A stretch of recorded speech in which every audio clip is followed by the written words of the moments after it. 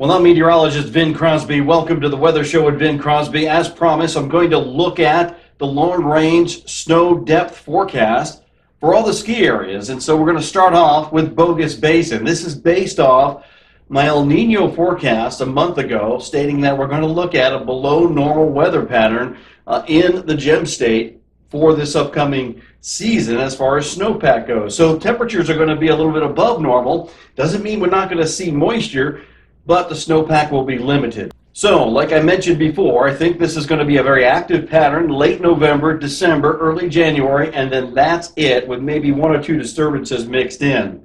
The weather map's shaping up with a system that will come on through, I think, just after Thanksgiving. Looking at November 29th, you can see there's a little snow up there in the mountains. Ski areas, though, looking for that good dumping of the snow. And if you look at the legend of the amount of inches, you can see there's some blues, light blues. We need to get into the darker blues and the purples. And so as we go to December 1st, I think there'll be a system somewhere around the first week of December that will bring snow to the Treasure Valley, very light amounts. But up in the mountains, as you can see, we start getting in those darker shades of purple right there around Schaefer Butte. And I think that's where we'll start to see the snowpack start to increase.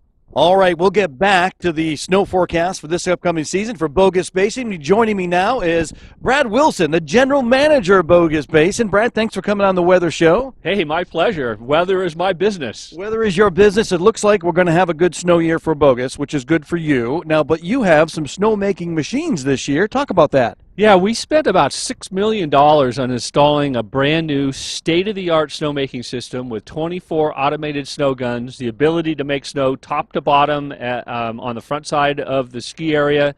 And we built a reservoir that holds 13 million gallons, and we are just about ready to fire up the system, putting the final touches on it. By the end of November, we'll be ready to start making snow in a big way. That is perfect timing because I think the weather pattern's really going to kick off for just after Thanksgiving, so it may be a nice little addition to the snowmaking machine. But you were talking just before we went on air about something about the elevation. You wanted to give a little clarification on elevation of Bogus Basin compared to some other resorts. Yeah, I think it's there's a misunderstanding that Bogus Basin is lower than some of the resorts in Idaho. In fact, we are exactly the same base elevation as you'll find up in McCall at Brundage, for instance, a little higher than Tamarack. And so what keeps sometimes, as you can tell, for the snow from being as deep as Bogus is more of a latitude issue. Mm-hmm. We're 100 miles farther south.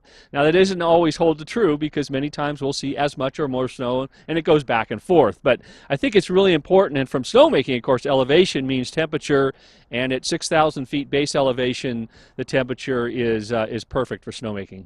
So snowmaking, cranking off, how much snow do you need to open the lifts?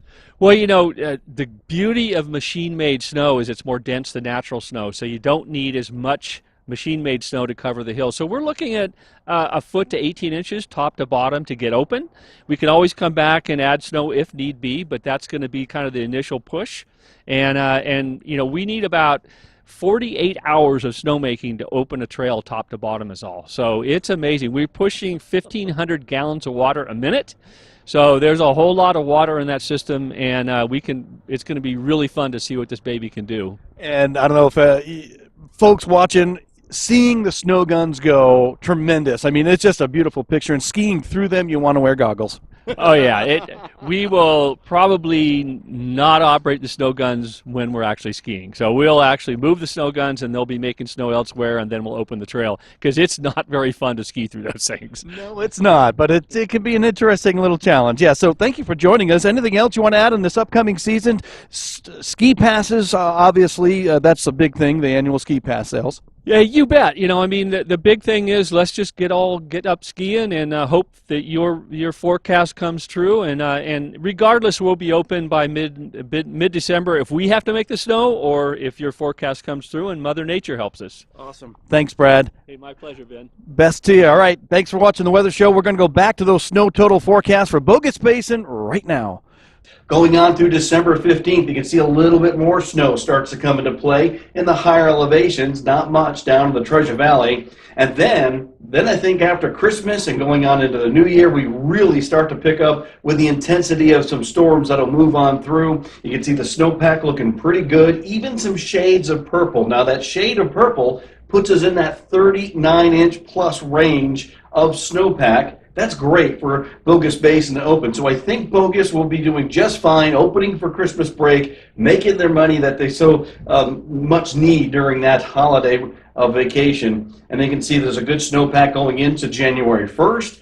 The mountain areas, pretty much even down in the lower foothills, lower elevations, getting some good snow. So certainly some great skiing conditions to be had up at Bogus Basin. As we go into January 10th, yours truly's 50th birthday, we still have some pretty good snows, but I think after January 10th, that's when the weather pattern will shut down. That's when we'll start to see above normal temperatures, and I don't see that snowpack getting out of that purple into the light purple, which is like up near 100 inches of snow. And as we go towards the end of January, still some pretty good skiing conditions, but not a lot of freshies at this point. We may get one or two disturbances to move on through in February, like around Valentine's Day, the 14th of February. We may have some snow showers and maybe getting into the lower elevations, but I still think that the majority of the snow, even if it does accumulate, will melt off because of the above normal temperatures that will be around. So there you see a pretty good snow accumulation forecast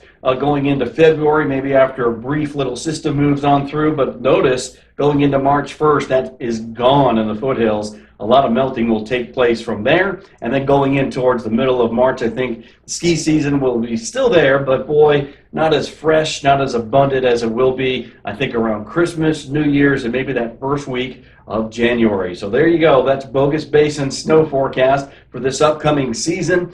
Not looking great, which is typical of an El Nino year. However, it looks like it is going to be real good during the Christmas holiday break, going in towards Christmas and early of the new year.